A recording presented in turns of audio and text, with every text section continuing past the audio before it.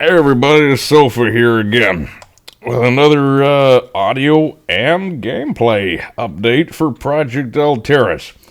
Little warning in advance, I've had a bit to drink, so you'll have to forgive me if I'm not awfully eloquent this time around. We're having a look at the current map I'm working on. No name as of yet, but the main focus is on the little town of, I forget what it's called. Something in the language I made up. A bit like Ludov, but different. Same general idea. Anyway, so this map right here is, as you could probably tell, fairly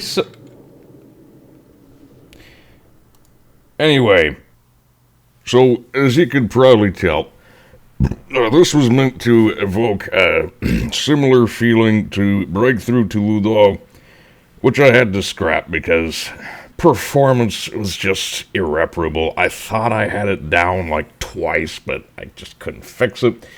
Also, it was kind of boring because you just had one big boring fight spread out over vast expanses of fuck all. And I think I designed this map a bit more smartly by partitioning it up using both terrain and also visual blockers in the form of those hedgerows. And speaking of visual blockers, there's a machine gun up there, so here's another thing that I've been working on. And as a matter of fact, I have already released it, both on its own and in the Project Altirus weapons pack. This is the Mortar, which fires both high explosive rounds as well as smoke rounds. That uses a similar principle to the smoke grenades in the beta branch. And the whole idea is that they're able to block line of sight if you get it in front of the bots and not behind him, like I did with that. Wait, I think he still can't see us. That's odd.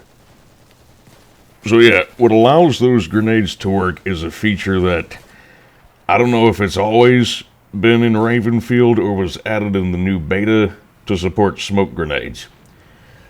But what it does is it allows you to use a collision box or collision mesh to create a line of sight, basically a line of sight blocking zone for bots.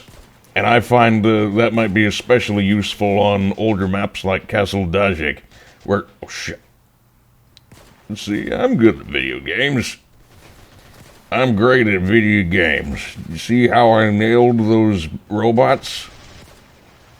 Anyway, point is, by using that system, I think it would make for significantly fewer frustrations on maps like Castle Dajik, where you're in the woods and you can't see jack, but all the enemies can see you.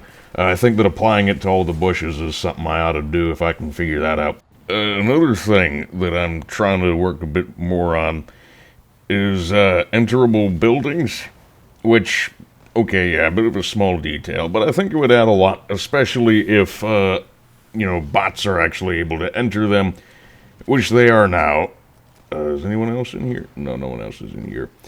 But, yeah, small detail, but I think it would go a long way to really add a lot to a map.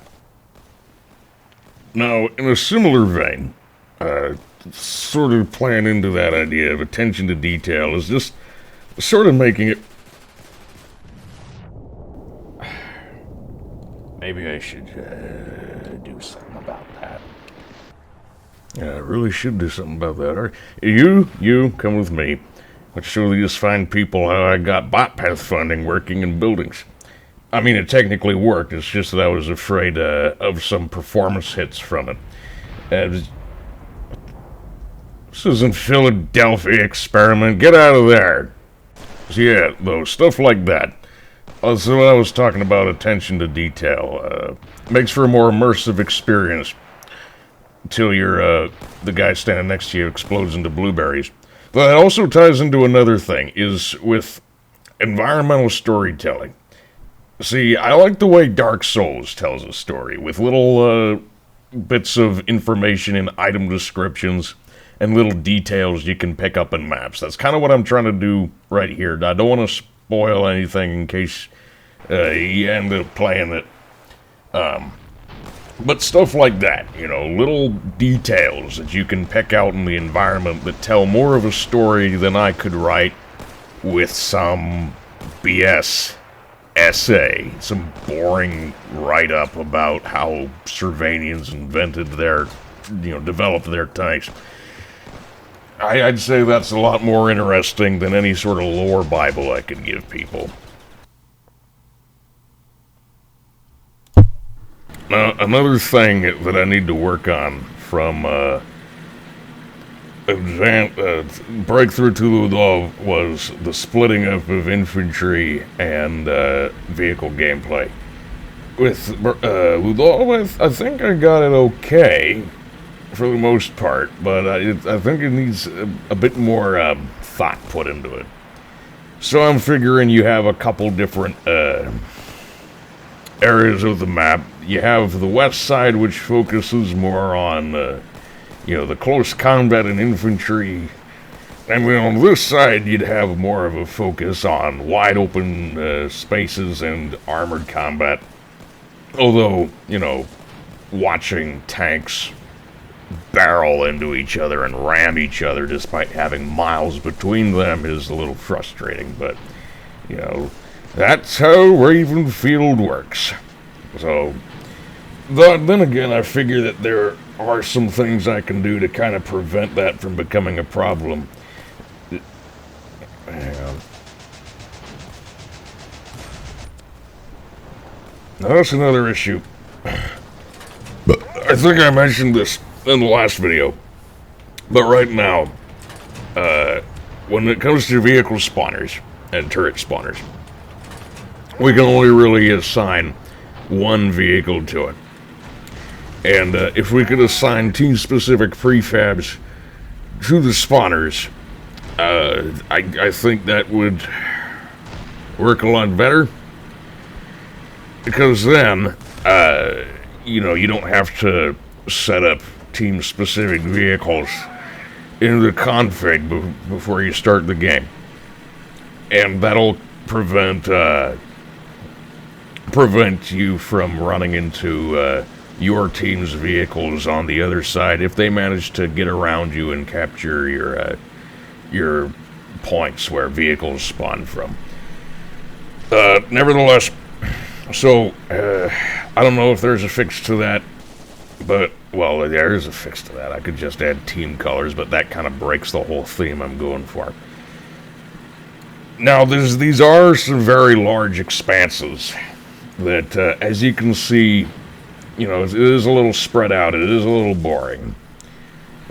So some way to sort of liven things up going between the vehicle spawn point and that village over there. I think I might add more infantry spawn, infantry-focused spawns on either side of the village. I don't know if you'd have to... Yeah, you'd probably have to capture them first. They wouldn't be assigned to teams from the get-go. That might make for a bit more of an interesting fight. A bit more for an interesting match. Or maybe just a few more points around this area before... or in general. You hold still. Don't make... There you go. Anyway, so as you can see from this whole area, it's fairly placeholder. It's undetailed. I'm gonna add more to it. I'm gonna add more clutter, more cover, and just like I was talking about, little details to make it feel like an actual place where people would live. Because that's an issue I've had, that I've noticed with a number of my maps, is they feel kind of sterile. They don't feel like real places. Is that tank bouncing? God damn it, I thought I fixed the suspension on that thing. You can see the Het light tank, the answer to the Chell 2 over there. Correction, a former Het light tank. Now a smoldering pile of junk. So, yeah, you've seen pretty much everything there is to this map so far. The list of my goals for this map and ones in the future. A bit more attention to detail, a bit more of a smart layout. With that, let's move on to the next major thing that I'd like to show you. So what we have here is the very early makings of something we've all been hankering for, something I've wanted, something that I think a lot of you folks have wanted, and something that I've been talking about as its own sub-project for quite some time. And that is proper naval battles. And by naval battles, I'm not talking about that shit like at St. Levant. That was an afterthought. I'm talking proper capital ships. I'm talking battleships, I'm talking cruisers, I'm talking destroyers, I'm talking carrier-based aircraft. The carriers, unfortunately, would have to be static. It would technically be possible to make carriers that could launch planes, but you can't walk around on deck while a vehicle is moving. Also, there would be some difficulties launching a vehicle from the deck of another vehicle, so that's not something that's going to work, and that's not even taking bots into account. As for submarines, I really wish that I could, because that would be so cool. And yeah, there are people who have cheated submarines into existence. And there are people who have made boats that look like submarines. But that's not the kind of submarines that I want. The kind of submarines that I would want can actually submerge and surface properly. Because of the one that that one dude made, you have to turn in order to surface and submerge. He cheated it into existence. I don't want that. I want ones that bots know how to use, where they will actually go under the water to sneak up on a target, and they can only be detected in certain ways, and bots will respond to them properly. They'll find it, they'll track it down with a destroyer, and they'll drop depth charges on it, and they'll only shoot at it when it surfaces. That's the kind of submarines I want, but you can't make those in Ravenfield tools as far as I know. I mean, on the other hand, if you could, let me know. And as you can see here, I've managed to make it so you can control multiple gun turrets at once. And so right now the skipper has control over the A and B turrets. The aft gunner has control over the Y and Z turrets. As for the Q and R turrets that you might see on some ships, I'm not sure if those would be either split between the skipper and aft gunner, or if those would be separate gunners. But yeah, you'd have forward part of the main battery, the after part, and then, secondary batteries, anti-aircraft, all that fun stuff. And, getting that to work, being able to control multiple guns at once while controlling the ship, I think that'll make things, a little more interesting. Let's see. So there's still a couple more issues I need to hammer out. Like, there's some trouble I've been having with pathfinding. Like where is this guy? So, hang on a minute.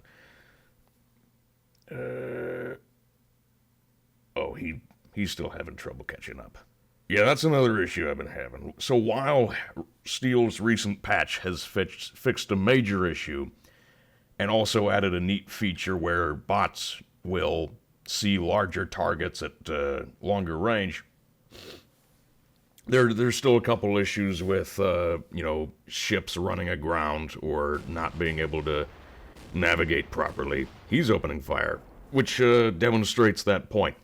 Now bots will be more likely to detect something depending on how big it is.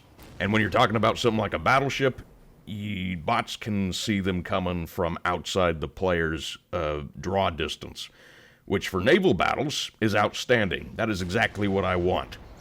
It's just a matter of designing a map properly to make it so it's not a problem for the player.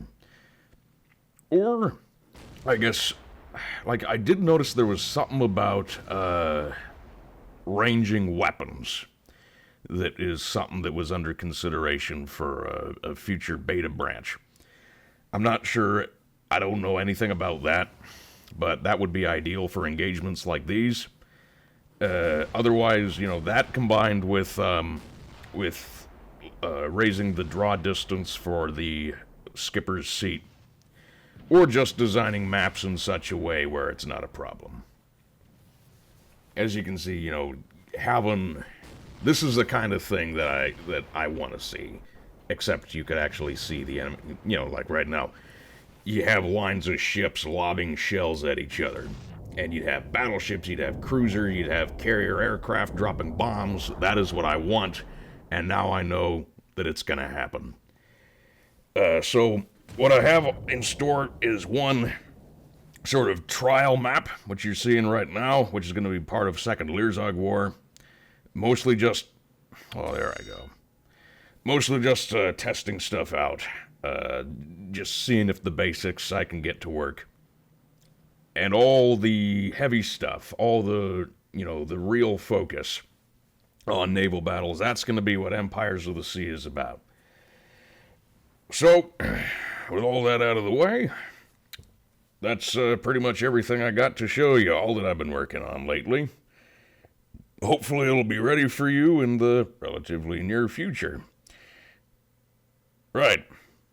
See you all in the next one.